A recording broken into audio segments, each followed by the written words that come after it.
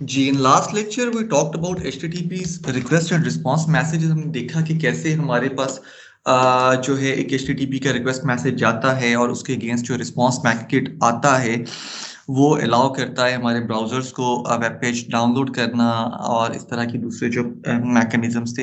यहीं पे हमने एक और चीज डिस्कस की थी। हमने डिस्कस किया कि हमारे पास रिस्पांस मैसेज में जो है लास्ट मॉडिफाइड का एक एट्रीब्यूट है जिसको यूज करने के बाद वेब कैशेस जो हैं इस्टेब्लिश की गई थी। तो वेब कैशेस को अगर हम थोड़ा सा डिस्कस करना चाहें तो ये एक सिनेरियो है हमारे पास। लेट्स से ये कोई एक सिचुएशन है जहां पे मेरे पास ये दो क्लाइंट्स हैं। इन लोगों ने कोई ये origin servers Facebook, WhatsApp, YouTube, कोई भी वेब सर्वर्स हैं जिनसे डेटा डाउनलोड करना है। तो एक अप्रोच जो स्पेशली लेट 90s में और अर्ली 2000s में बहुत ज्यादा इस्तेमाल होती रही, इट वाज के instead of downloading the web page directly from the origin server, मैं अपने क्लाइंट ब्राउजर को कॉन्फ़िगर करता हूं to request for the page from some other server. ये जो सर्वर है, this server is actually acting as a proxy for this Facebook's origin server. तो मेरी रिक्वेस्ट इस सर्वर पे गई, इसके पास क्योंकि डेटा नहीं था तो this web server, this proxy server actually requested that page to be downloaded from the Facebook server. जो रिस्पॉन्स था उसकी एक कॉपी इसने अपने पास रख ली और एक कॉपी जो थी ऑफ द रिस्पॉन्स ये फॉरवर्ड कर दी टू द क्लाइंट। तो अभी whenever a new client request for the same web page, the server can respond to that request locally. तो इसका एडवांटेज ये होता है कि मेरी आईएसपी, अगर मैं कहता हूं कि ये मेरी आईएसपी की बाउंड्री थी, तो इसका एडवांटेज मुझे ये हुआ कि मेरी आईएसपी ने लोकली मुझे बहुत सारा डेटा रिटर्न करना शुरू किया। तो ये जो एक्सेस लिंक है ये परचेज करने में आईएसपी को कम स्पेंडिंग करना पड़ी, निस्बतन कम बैंडविड्थ का जो वेब पे लिंक था, एक्सेस लिंक था, उसे डिप्लॉय करना पड़ा और मोर और लेस वैसी ही सर्विसेज आईएसपी मुझे दे पाई। वेब कैशेज से ये चीज शुरू हुई थी। This is very much analogous to our caches जो हमारे कंप्यूटर्स में भी होती हैं, प्रोसेसर और मेमोरी के अंदर जो स्पीड के गैप्स को ओवरकम करने के लिए। वही कॉन्सेप्ट है, मैंने एक स्टोरेज अपने लोकल कहीं रख दी और ज्यादातर इंफॉर्मेशन मेरी लोकल स्टोरेज से मुझे मिलना शुरू हो गई। मॉडर्न इंटरनेट में वेब कैशेज से ज्यादा ये चीज जो है कंटेंट डिस्ट्रीब्यूशन की जब हमने बात की थी तो वहां जा चुकी है। यूट्यूब है तो when ever I try watching a song और अ वीडियो फ्रॉम यूट्यूब, तो जनरली जो डेटा होता है वो instead of downloading that data from the origin server, हम किसी लोकली प्लेस्ड किसी कैश सर्वर, जिसको हम सीडीएन सर्वर्स भी कह देते हैं, कंटेंट डिस्ट्रीब्यूशन नेटवर्क के जो लोकली प्लेस्ड सर्वर्स या कैशेज होती हैं, वहां से डाउनलोड करना शुरू कर देते हैं। तो कैशिंग भी इवॉल्व करना शुरू हो गई विद आवर एप्लीकेशन नीड्स। जैसे जैसे हम ग्रो कर रहे हैं अपनी डिफरेंट किस्म की सर्विसेज में, एप्लीकेशन में, वैसे वैसे कैशिंग के कॉन्सेप्ट्स भी बेहतर होना शुरू हो गए। वेब कैशेज की यूजेज थोड़ी सी इसलिए कम होना शुरू हो गई because now ISPs have started getting fatter pipes here। यहाँ पे उनके पास बहुत ज्यादा बैंडविड्थ्स हैं, they can afford to accommodate a larger number of users usually. तो उस हद तक शायद कैशेस उस तरह यूज नहीं हो रही, लेकिन अभी भी अगर आप गौर करें, कभी आप अपने किसी वेब पेज को ओपन करें, अपनी हिस्ट्री क्लीन करें और दोबारा ओपन करें, तो you will notice a difference in the page download time. तो विद दोज कैशेस इन्वॉल्व आपका जो डाउनलोड टाइम होता है वो काफी सिग्निफिकेंटली रिड्यूस हो चुका होता है। If caches are not there तो आपका जो डाउनलोड टाइम होता है वो उतना मिनिमल नहीं होता। Any questions so far? Sir cache data update कब होता है, यानी कैशे में पुराना डेटा भी तो हो सकता है।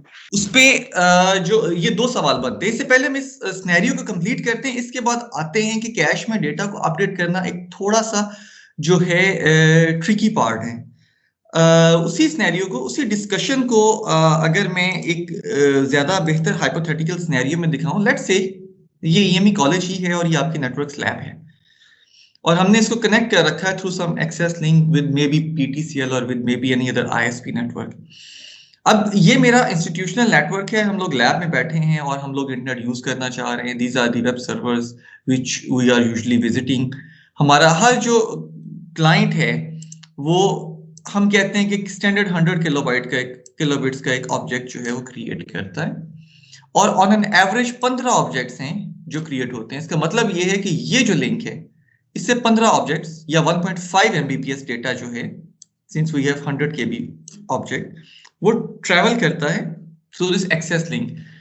इसका मतलब ये है कि मेरी इस एक्सेस लिंक की जो यूटिलाइजेशन है दैट इज क्लोज टू 99%।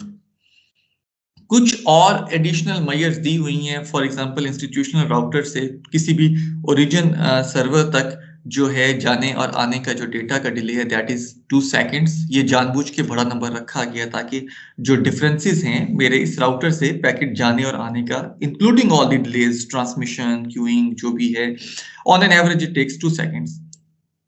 तो अब जब हम इस सिनेरियो पे जाएंगे और ये सारे लोग पेजेस डाउनलोड कर रहे होंगे तो यूजुअल जो डाउनलोड टाइम होगा वो उसको हम 3 हिस्सों में बांट सकते हैं। एक इंटरनेट डिले होगा जो पेज जाने और आने का है, जिस वजह से भी वो टाइम लग रहा था, विच वाज 2 सेकंड्स। एक एक्सेस लिंक का डिले, इसको हमने जानबूझ के अलग किया है अपने उन्हीं डिलेज से ताकि हम इसका इम्पैक्ट देख सकें, ये जो पैकेट जब यहां से ट्रेवल करेगा तो कितना डिले लगेगा।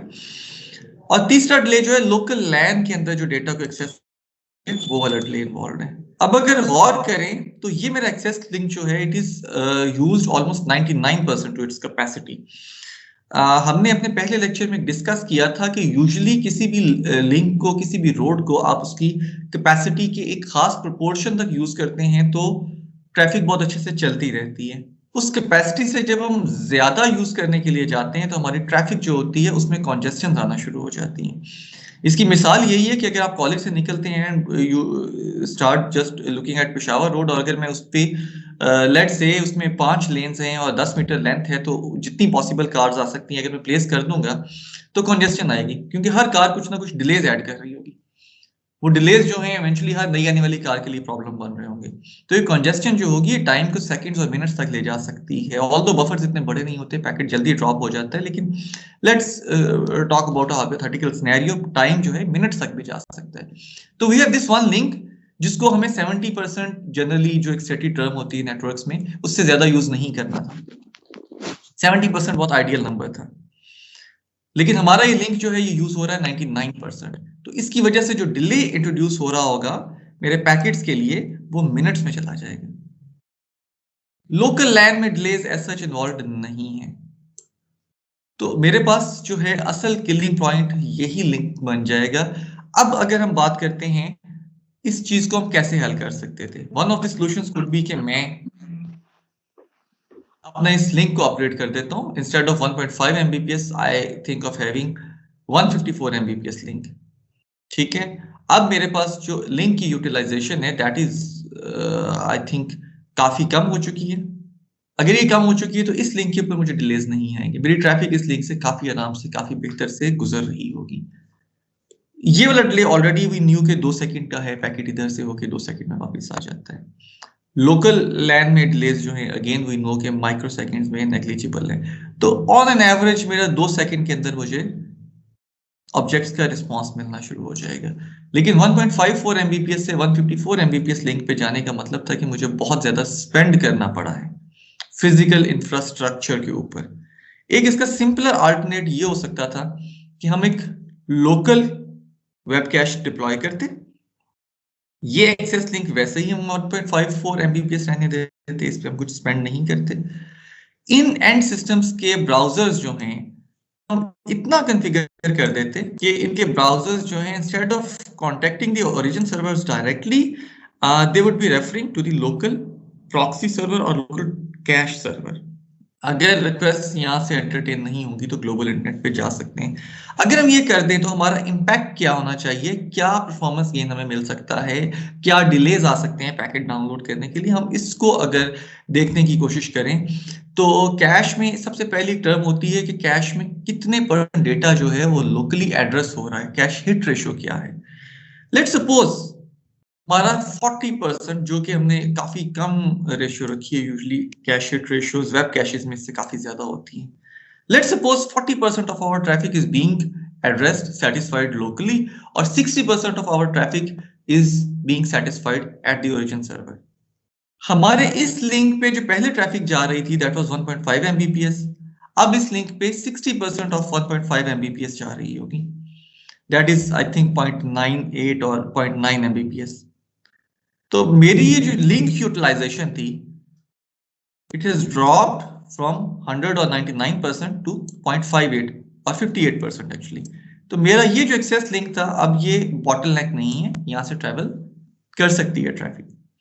40% लोकली एड्रेस हो रही है ट्रैफिक, 60% इंटरनेट से आ रही है। इसका मतलब मेरे जो डिलेज होंगे फॉर 60% ऑफ द ट्रैफिक वो इंटरनेट के डिलेज होंगे, and for 40% of the traffic वो लोकल लैन के डिलेज होंगे। इंटरनेट के डिलेज में मैं सारी एडिशनल चीजें इग्नोर कर देता हूं। मैं कहता हूं कि जेनेरिक जो 2 सेकंड का डिले था उसमें वी जस्ट ऐड 1 और 10 milliseconds to make compensate small overheads जो भी प्रोसेसिंग में इस तरह की चीजों में इन्वॉल्व हो रहे हैं। तो 60% ट्रैफिक मेरी जो है, या 0.6 इंटू जो मेरा इंटरनेट डिले था मुझे वो फेस करना पड़ा। जो लोकली एड्रेस जो मेरी ट्रैफिक है वो यूजुअली फ्यू 100 और टेंस ऑफ मिली सेकेंड्स में बहुत आराम से मुझे वापस मिल सकती है। तो 40% केस में मेरा डिले ये है।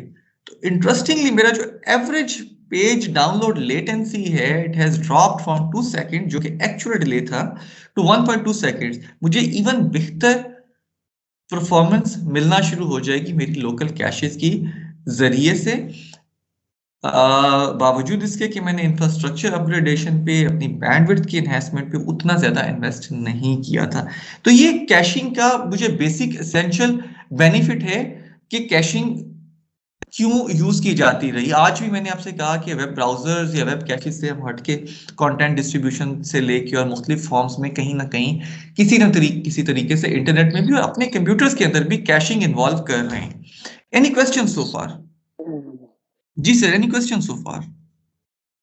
ओके जी, we fall back to our previous question. आप में से किसी एक कलीग ने ये सवाल किया था कि वेब प्रॉक्सी सर्वर जो है कैसे जान सकता है कि कब मुझे कंटेंट अपडेट करना है। मैं इसकी एक मिसाल देता हूं। मैंने लेट से एफबीआर की वेबसाइट जो थी अपने इस ब्राउजर से डाउनलोड की, मेरी लोकल प्रॉक्सी ने एफबीआर के सर्वर को रिक्वेस्ट भेजी, डेटा आ गया, ये कैश हो गया। अब जब भी कोई नया क्लाइंट आता है एफबीआर का डेटा यहीं से मुझे वापस मिलना शुरू हो जाता है। ज्यादातर ऑब्जेक्ट्स, हमने बात की थी वेब पेज है तो it's just a collection of objects, वो एनिमेशंस हैं, पिक्चर्स हैं, जो भी चीजें हैं या वीडियोस हैं, तो मुझे ऑब्जेक्ट्स यहीं से मिलना शुरू हो जाते हैं।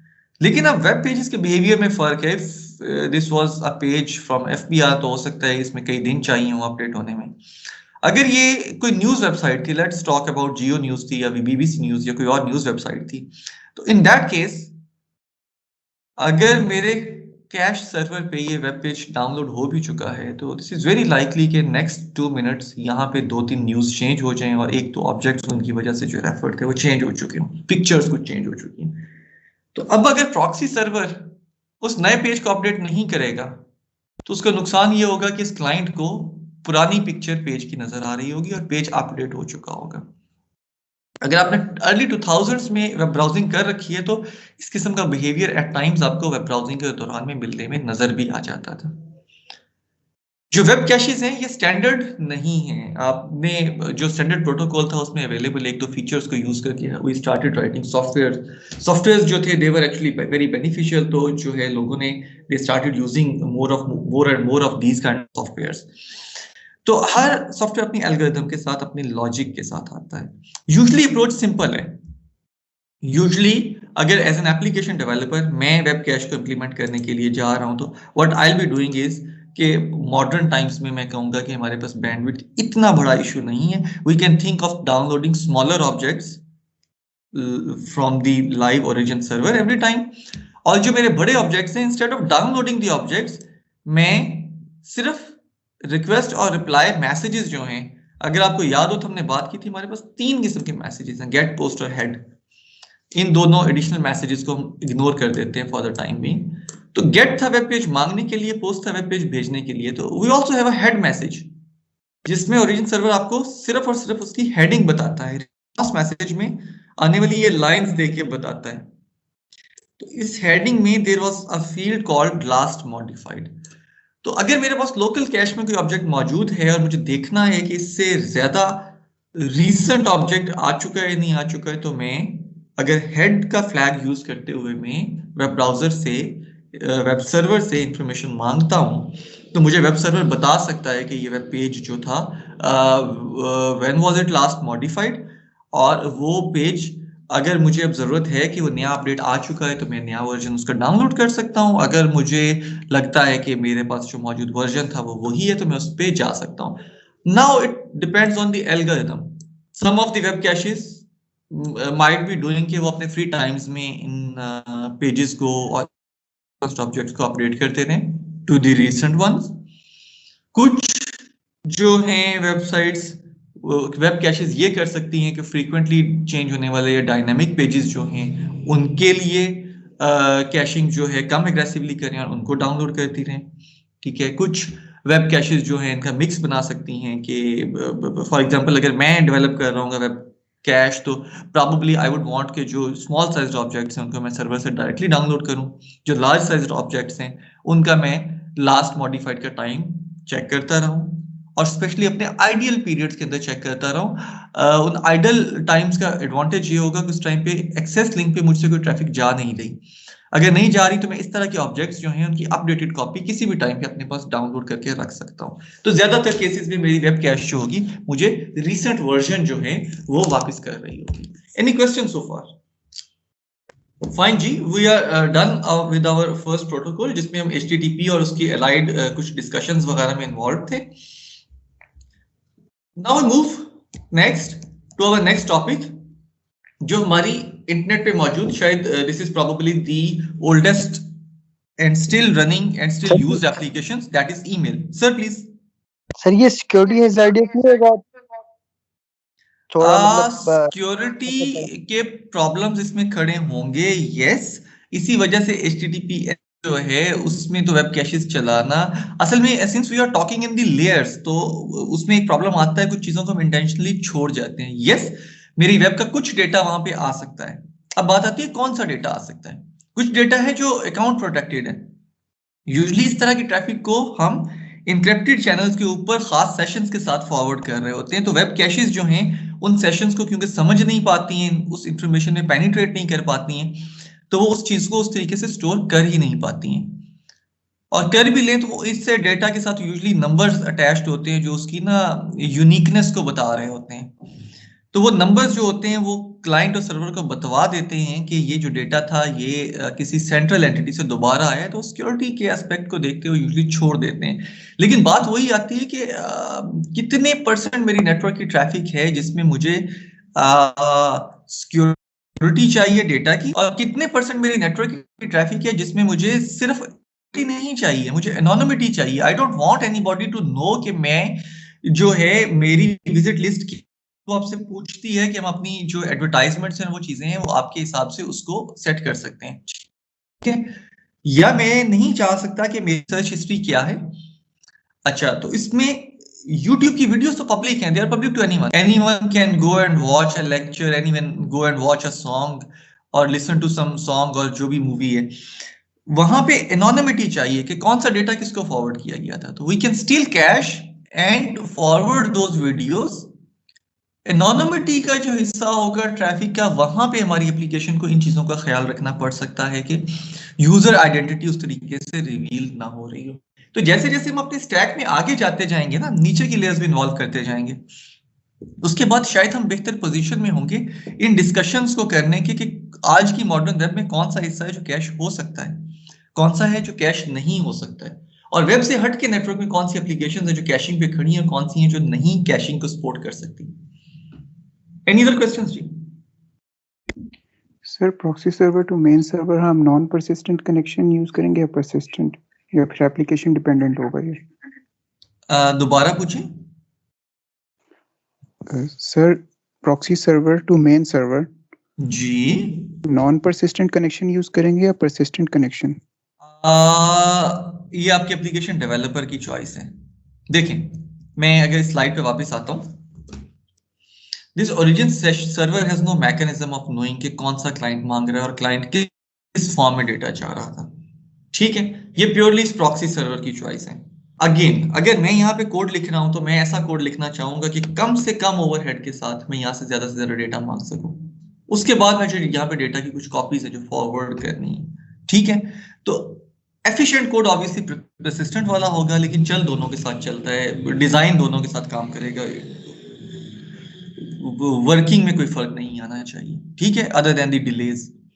इसी चीज से ना एक और टर्म टनल की भी निकलती है। यहाँ कुछ पैकेट्स आए थे जिनको मैंने अपने कुछ खास हेडर्स में रैप करके या एज इट इज उन्हीं पैकेट्स को उठा के भेज दिया, और वहां से जब मुझे रिप्लाई आया एक नेटवर्क सर्वर से, तो वो पैकेट्स मैंने उठा के वापस जो है इधर भेजने शुरू कर दिए। इसके मुख्तलिफ किस्म की वेरिएशंस जो हैं हम अपनी डेली लाइफ में यूज करते रहे। फॉर एग्जाम्पल यूट्यूब को ब्राउज करने के लिए किसी जमाने में बहुत से लोग जो हैं वो वीपीएन और इस तरह की चीजें यूज करते रहे। अगर आप गौर करें तो this is not exactly a VPN, बहुत फर्क है आर्किटेक्चर में, आई अंडरस्टैंड, लेकिन अगर हम पैकेट्स का फ्लो देखिए तो वैसे ही एक चीज बन रही है। In order to access data from some origin server X में डेटा फेचिंग की रिक्वेस्ट भेज रहा हूं through some other proxy server Y, ठीक है। अब ये प्रॉक्सी सर्वर मेरे लोकल नेटवर्क में भी हो सकता है, this could be placed in some other place, even this could be placed across the continent, तो उससे फर्क नहीं पड़ता है। Agreed sir? Yes sir. Sir एक और क्वेश्चन है कि यहाँ पे हमारे पास डेटा क्लटरिंग का प्रॉब्लम आ जाएगा प्रॉक्सी में। जी, प्रॉक्सी में काफी सारे इस तरह के और भी इश्यूज हैं। इस वजह से प्रॉक्सी सर्वर्स बहुत 100%ली तो जो है परफॉर्म कर भी नहीं पाते हैं, लेकिन हमारे नेटवर्क के लिए काफी हद तक एनहांसमेंट्स आती रही। अगर मैं मॉडर्न उसकी बात करता हूँ, this was probably the simplest example to discuss. Web proxies या वेब कैशेस जो हैं आज बहुत ज्यादा यूज नहीं हो पाती, ठीक है, और they were very much in used in early up till early 2000s। अभी वेब की सिक्योरिटी भी एक रीजन है, अभी इस तरह के दूसरे रीजंस भी हैं, बैंडविड्थ बढ़ जाना भी एक रीजन है। लेकिन यहाँ पे जो इस डिस्कशन से हम चीज सीखना चाह रहे हैं वो ये है कि किसी भी एक स्टैंडर्ड प्रोटोकॉल के पैकेट्स में रहते हुए, without modifying those packets obviously because that is a standard, हम बहुत सारी ऐसी सर्विसेज बना सकते हैं जो एप्लीकेशंस को एक डिफरेंट फेस दे देती हैं, ठीक है। तो web caching was one service जिसका स्टैंडर्ड में कहीं जिक्र नहीं था, लेकिन स्टैंडर्ड में मौजूद पैकेट्स और फैसिलिटीज को यूज करते हुए we could actually build up an entire service जो लिटरली तकरीबन तमाम आईएसपीज में एक टाइम पे डिप्लॉयड थी, ठीक है। तो we should actually think of these services. हम यहाँ पे अगर मुझसे डिजाइन की बात करेंगे तो आज कोई भी इस किस्म की वेब कैशेस यूज नहीं कर रही, किसी और फॉर्म में कैशिंग जरूर हो रही है, ठीक है। लेकिन यहाँ पे हम डिजाइन से ज्यादा यहाँ पे हम समझना ये चाह रहे हैं कि कैसे हम एप्लीकेशन के पैकेट से प्ले करके एक टोटली डिफरेंट फेस दे सकते हैं अपनी एप्लीकेशंस को, ठीक है। उनकी लेटेंसीज में फर्क ला सकते हैं, उनकी यूजर बेस में फर्क ला सकते हैं। तो हमारे हर डिस्कशन या हर डिजाइन में जो मेन कोर फोकस है वो वही है। Any other question sir? Great, हम आगे चलते हैं। Caching was actually an innovation जो किसी एक टाइम पे बहुत यूजफुल रही, और हम अपनी जो भी स्टडीज कोर्स में कर रहे हैं असल में we want to go through these kind of innovations, ताकि हम जब अपनी एप्लीकेशंस पे जाएं तो हम अपने डिजाइन इस तरीके से कर सकें कि वो बहुत स्केलेबल, बहुत लाइट वेट और बहुत आसान हो। We move next to another application जो हमारी ईमेल है। ईमेल को शुरू करने से पहले लास्ट लेक्चर में भी आई रिमेंबर हमने थोड़ी सी डिस्कशन जरूर की थी ईमेल की। Can we name the components कि हमारे पास ईमेल सिस्टम में कौन कौन से कंपोनेंट्स मौजूद हैं? जी please, can we name some components? अगर मुझे ईमेल करनी है तो क्या क्या कंपोनेंट्स या क्या क्या ऑब्जेक्ट्स हैं, बड़े बड़े black boxes, if we can name them. Senders client, mailing client. जी, सेंडर साइड है और जी वहाँ पे, और मेल बॉक्सेस हैं हमारे पास सर्वर पे। सर तो है, चलिए हम बड़ी एंटिटीज की बात करते हैं। मेरे पास एक क्लाइंट है, एक सर्वर है और एक इन दोनों के दरमियान में कोई इंटरेक्शन है। ये तीन एंटिटीज की हमने बात की थी। क्लाइंट साइड में भी मैंने कहा था कि क्लाइंट साइड पे actually there is some application which is running जो मुझे अलाउ करती है ईमेल ड्राफ्ट करने की और ईमेल में जो डेटा मैंने ऐड करना है वो ऐड करने की। तो उस क्लाइंट साइड एप्लीकेशन को हमने कहा था हमारे पास यूजर एजेंट है। Can you name any user agents for email? जी please, any user agent for email? Gmail, Hotmail. No, Gmail और हॉटमेल जो है सर्विसेज हैं। आउटलुक यूजर एजेंट है। मेरे सेल फोन पे जो ऐप है जिसमें मैं अपनी ईमेल्स चेक करता हूँ, that is a user agent. वो किसी वो कंपनीज के अपने भी हैं आउटलुक वगैरह के, वो थर्ड पार्टी एप्स भी हैं जो आपको अलाउ करती हैं सारी की सारी ईमेल्स, रिसीवर एड्रेस, इस तरह की चीजें कर सको, उसके बाद इसी ऐप में कोई मैकेनिज्म हो जो कि इस ईमेल को भेज दे। तो user agent is that app actually. जो जीमेल और याहू और हॉटमेल है, they are the mail servers. ये सर्वर्स हैं तो मुझे ईमेल की फैसिलिटीज मिल रही हैं। लेट्स से ये मेरा जीमेल का ईमेल सर्वर है, ये मेरा याहू का मेल सर्वर है, ये मेरा हॉटमेल का मेल सर्वर है, ठीक है। तो these mail servers are actually enabling these services for these clients, जो कि इन मेल सर्वर से इंटरेक्ट कर सकते हैं with help from their user agents, ठीक है। तो हमने दो हिस्सों को देखा, एक यूजर एजेंट है, यूजर एजेंट आउटलुक है, थंडरबर्ड है, आईफोन का मेल क्लाइंट है, एंड्रॉइड में बहुत सारे आज तो मेल क्लाइंट्स अवेलेबल हैं। सिंस दिस इज स्टैंडर्ड, तो एपीएस वगैरह तो बहुत आराम से, बहुत जल्दी से हम वो खुद अपनी मर्जी के जो है यूजर एजेंट जो है बना सकते हैं फॉर एंड्रॉइड फोन, और वो वैसे ही काम कर रहा होगा जैसा कि कोई और। तो we have one user agent, we have mail server, and then other thing is we have a protocol to transfer messages between the mail server. तो उस प्रोटोकॉल का नाम जो है SMTP है। जैसे वेब है तो वेब में भी एक वेब ब्राउजर था जो यूजर एजेंट था फॉर वेब, या क्लाइंट था फॉर वेब, और एक मेल सर्वर था जैसे फेसबुक है फॉर वेब, ठीक है। अब क्लाइंट और फेसबुक सर्वर के दरमियान डेटा एक्सचेंज करने के लिए we had a protocol named HTTP। ऐसे ही जो यूजर एजेंट्स हैं उनमें और मेल सर्वर्स में ईमेल एक्सचेंज करवाने के लिए we do have a protocol that is simple mail transfer protocol, SMTP। SMTP is probably one of the oldest and still working protocols over internet। इसकी ज्यादा detail में हम अभी आते हैं। अगर हम मेल बॉक्स में, मेल सर्वर में थोड़ा सा जाके उस ब्लैक बॉक्स को एक लेयर और एक्सप्लोर करने की कोशिश करें, तो यहाँ पे we can have a few queries जिसमें हमारे ना सवाल का जवाब होगा। हमने यूजर एजेंट देख लिया है, हमने मेल सर्वर देख लिया है, हमने प्रोटोकॉल देख लिया है। अब मैं मेल सर्वर को थोड़ा सा एक्सप्लोर करना चाह रहा हूँ, मेल सर्वर के अंदर मुझे क्या क्या मिलता है। Let me ask few queries, उसके अगेंस्ट आप आई थिंक मुझे ज्यादा बेहतर से आंसर कर सकते हैं मेल सर्वर में क्या क्या होना चाहिए। मेरा एक ईमेल एड्रेस है umar@gmail.com, और मेरे लिए एक ईमेल आई है, तो क्या मेल सर्वर को ईमेल फौरन से मुझे भेज देनी चाहिए, या it should wait till the time मैं जाके मेल सर्वर को एक्सेस करूँ और अपनी जो है रिक्वायर्ड ईमेल वो मांगू, क्या होना चाहिए? सर पुल रिक्वेस्ट के लिए वेट करना चाहिए मेल सर्वर को। ओके, रीजन आप इस डिजाइन पे क्यों गए? दो डिजाइन थे ना, एक था कि वो खुद से मुझे भेज देता है, एक था मैं उससे जाके मांगू। आपका जवाब ठीक है, मुझे मांगना चाहिए, सर्वर को नहीं भेजना चाहिए। अब ये डिजाइन क्वेश्चन था, जब आप अपनी एप्लीकेशन बना रहे हैं तो you opted for this kind of design, क्या रीजन है?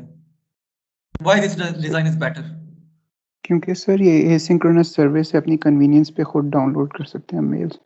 ओके, एसिंक्रोनस सर्विस है, दैट एक्चुअली मींस के एज अ क्लाइंट मैं हर टाइम पे ऑनलाइन हुई नहीं।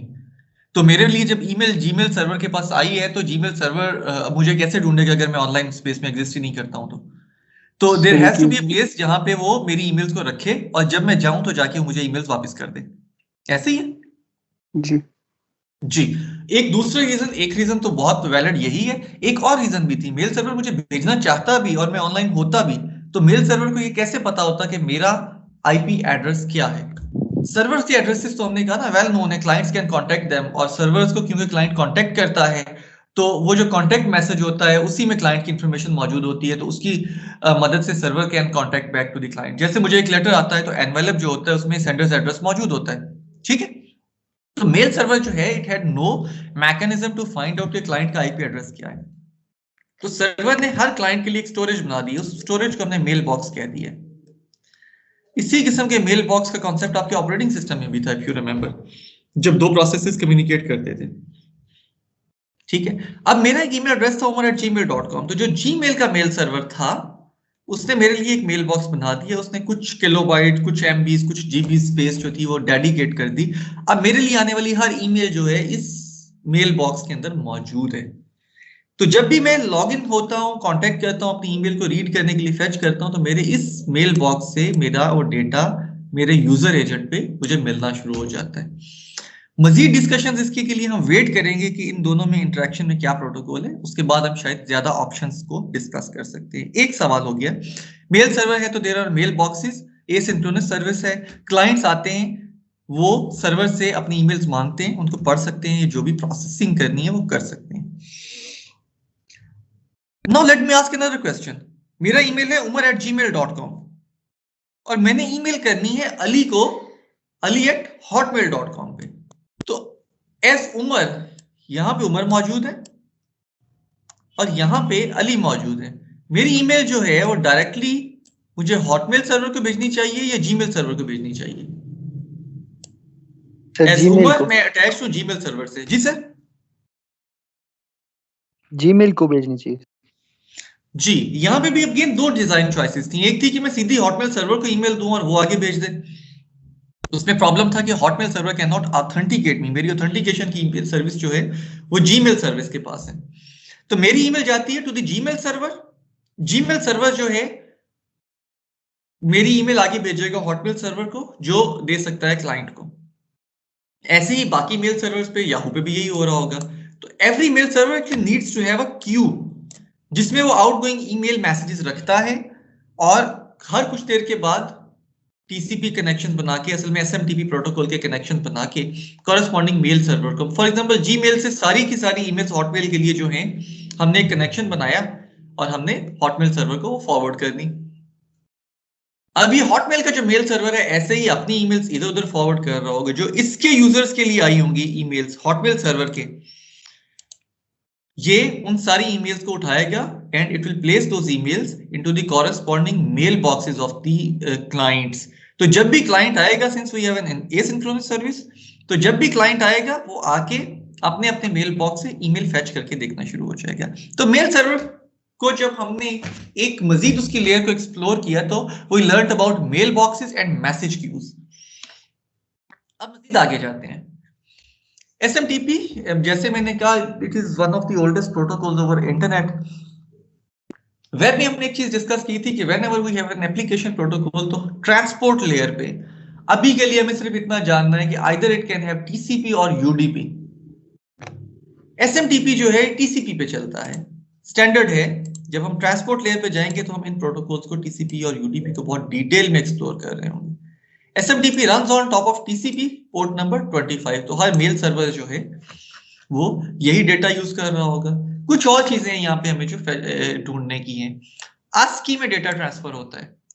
इसका मतलब है कि अगर मैं वायरशार्क से SMTP के मैसेजेस को स्निफ करता हूं तो मैं उन मैसेजेस से आई कैन रीड आउट कि क्या मेल जो है वो भेजी जा रही है, अगर वो एन्क्रिप्टेड नहीं है तो।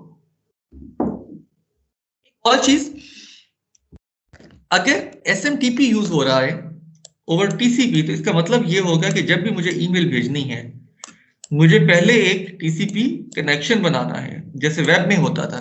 एक RTT जो है इस TCP कनेक्शन में इन्वॉल्व होगा। इसके बाद मेरी मेल का जो एक्चुअल इंटरेक्शन है वो स्टार्ट होगी। इस एक RTT के बाद यहाँ पे असल एप्लीकेशन डेटा जो है, जो मेल का एक्सचेंज है, वो यहाँ पे हो रहा होगा। तो ये पहला RTT जो है that is because of the TCP। जब हम TCP पढ़ेंगे तो यहाँ पे हम कुछ हैंडशेक्स की डिटेल पढ़ेंगे तो वहां पे हमें ज्यादा बेहतर से अंदाजा होगा। अब ये एक ज्यादा प्रैक्टिकल केस है। We have a user Bob and we have a user Alice. Alice ने एक ईमेल भेजनी है टू द यूजर बॉब, ठीक है। बॉब का जो ईमेल एड्रेस है दैट इज bob@someschool.edu। एलिस अपने यूजर एजेंट पे ईमेल ड्राफ्ट करेगी। ये वही डिस्कशन है जिसको हम ऑलरेडी कंक्लूड कर चुके हैं। एलिस से ईमेल जाती है to the Alice mail server. SMTP जो है it was the protocol to forward this email from Alice to Alice mail server.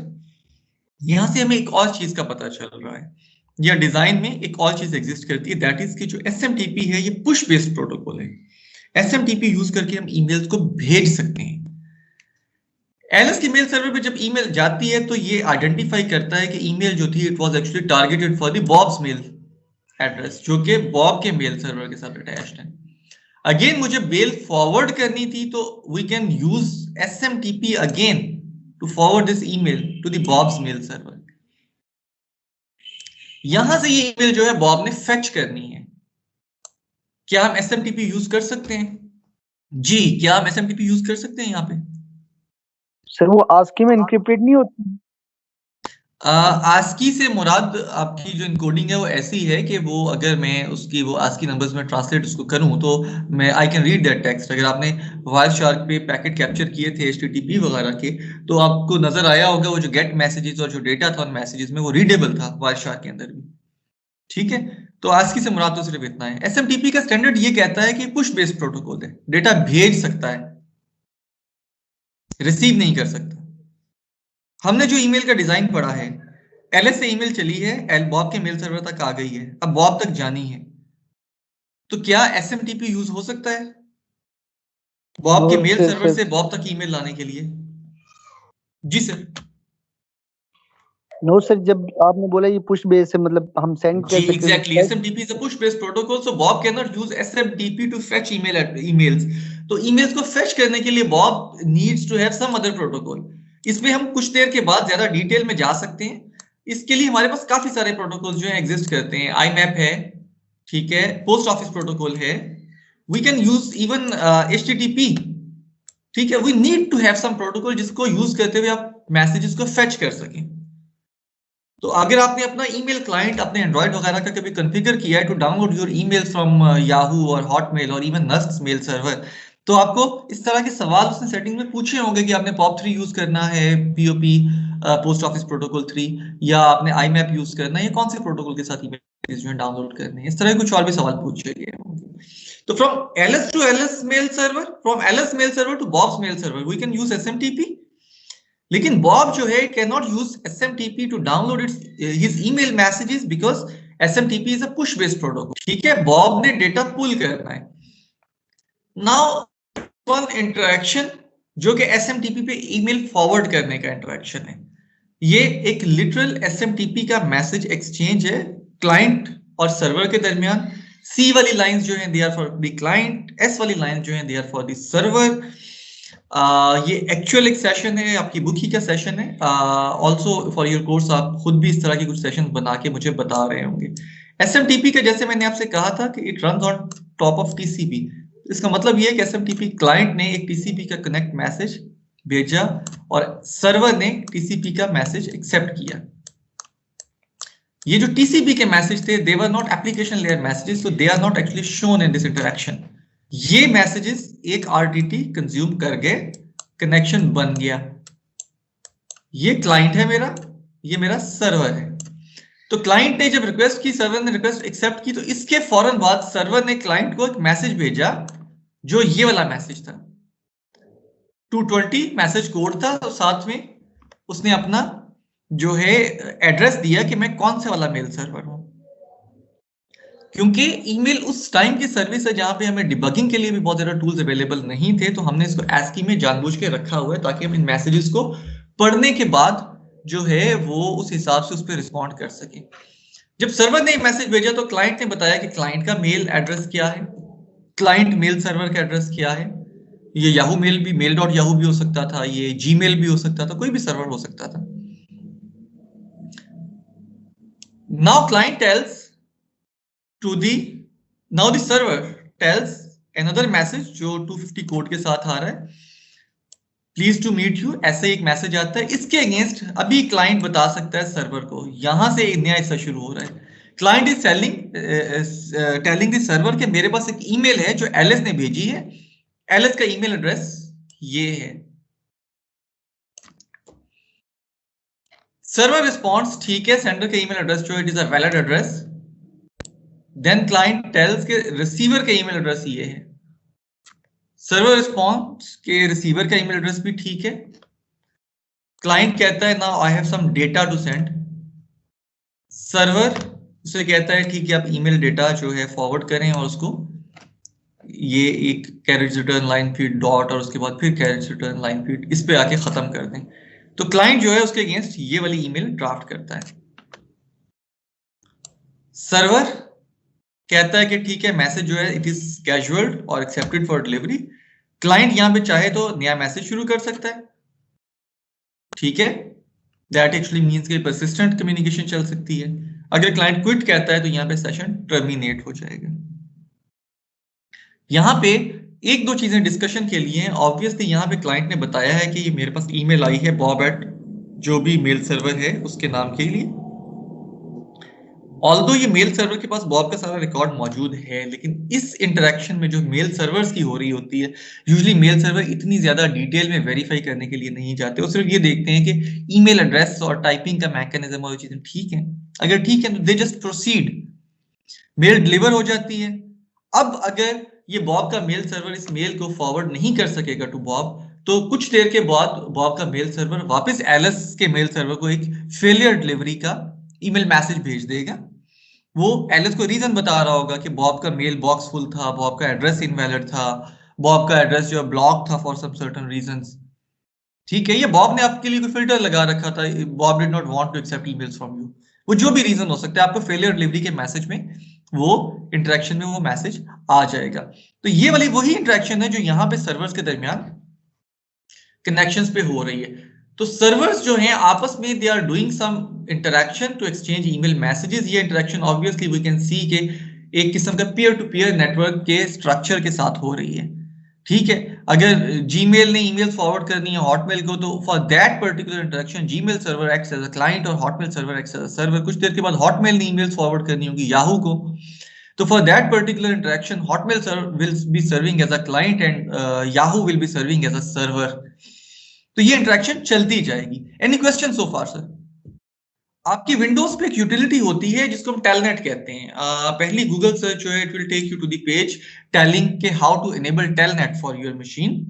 इसको यूज करके आप अपने डॉट पे ये चला सकते हैं। ये इसकी एक एग्जांपल कमांड है। हमने सिंपली लिखा टेलनेट, मेल सर्वर का नाम दिया और पोर्ट नंबर 25 कहा। तो जो ये वाली इंटरेक्शन थी एलिस और बॉब के मेल सर्वर वाली, ये इंटरेक्शन पूरी हो जाएगी। आपकी मशीन का इस मेल सर्वर से जिससे भी आपने कनेक्शन बनाना था एक टीसीपी कनेक्शन पोर्ट 25 पे बन जाएगा और आपको फौरन से 225 का रिप्लाई जो है डॉस पे लिखा हुआ नजर आ जाएगा। तो you can actually type in these messages to send an email. तो ये आपकी असाइनमेंट्स में भी से भी एक चीज है। आपकी असाइनमेंट्स अभी तक अपडेट नहीं हुई हैं। I was trying to draft them in a way कि आपको वो एक सीक्वेंस्ड स्टेप में ही मिलती रहे, 2 से 3 असाइनमेंट्स आपकी। तो आप one of your assignments will be कि आपने वेब सर्वर का कोड कोई एग्जीक्यूटेबल डाउनलोड करनी है, अपनी डॉस से ये वाली इंटरेक्शन यूज करके आपने ईमेल भेजनी है और इसी को यूज करके आप ईमेल पढ़ भी सकते हैं। Any question so far? Sir SMTP सिर्फ पुश सपोर्ट करता है? जी, पुश सपोर्ट करता है। असल में जिस टाइम पे ये प्रोटोकॉल डिजाइन किया गया था उस टाइम पे we wanted to keep things very simple.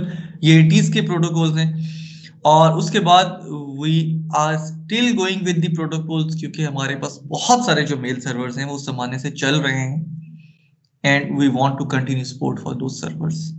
तो सर जो रिसीवर का मेल सर्वर रिसीवर के लिए we need to have some other protocol. जी, तो सर जो मेल सर्वर रिसीवर का वो पुश नहीं कर सकता मेल? अगर पुल रिक्वेस्ट आई है सर्वर के पास, वो पुल सर्वर जनरेट करने के लिए हमें दूसरा प्रोटोकॉल चाहिए। देखिए, कोड में मॉडिफिकेशन करने में कोई प्रॉब्लम नहीं है। There are just a few lines of code जो बड़े आराम से लिखी जा सकती हैं, लेकिन जो स्टैंडर्ड डॉक्यूमेंट है वो कहता है कि एसएमटीपी ये काम कर सकता है। तो अगर क्लाइंट का मेल सर्वर यहाँ पे पुल का मैसेज भेज भी देगा एसएमटीपी के मेल सर्वर को, तो SMTP mail server will not respond क्योंकि उसका स्टैंडर्ड कहता है कि उसने ये काम नहीं करना है। ये ऐसे ही है कि मैं स्टैक में पड़ा हुआ चौथा आइटम उठा तो सकता हूं, लेकिन स्टैक का स्टैंडर्ड मुझे कहता है कि पहले 3 आइटम उठाऊंगा तो चौथा आइटम मिलेगा। ओके सर, सही है ना? तो कोड में तो आपके लिए कोई वो नहीं है रिस्ट्रिक्शन, आप कोड तो लिख सकते हैं। Server will not respond because server ने स्टैंडर्ड को देख के कोड लिखा है। प्रोटोकॉल मॉडिफाई करने में कोई प्रॉब्लम नहीं है, we can modify the protocol, लेकिन एक इश्यू रहता है कि हमने जो पुराने चलने वाले प्रोटोकॉल्स हैं उनके साथ अपने आप को कैसे कंसिस्टेंट रखना है। लेकिन हम देखेंगे आगे पॉप और आईमैप और एचटीटीपी वगैरह इतने शानदार प्रोटोकॉल्स हैं कि हमें कभी इस तरह की लिमिटेशन की जरूरत आती ही नहीं है, बल्कि वो ज्यादा बेहतर ऑर्गेनाइजेशन देते हैं। फॉर एग्जाम्पल अगर आपने देखा है तो मेल बॉक्स में तो आपके पास उस तरह की हायरार्की थी ही नहीं मेल मैसेजेस की, सही है ना? तो वो जो हायरार्की है और इस तरह की चीजें वो हो सकता है आपके यही प्रोटोकॉल्स के अंदर हो जो आपकी ईमेल्स को फेच करने के लिए इस्तेमाल हो रहे होते हैं। फाइन जी, हम अपना लेक्चर यहाँ पे खत्म करते हैं।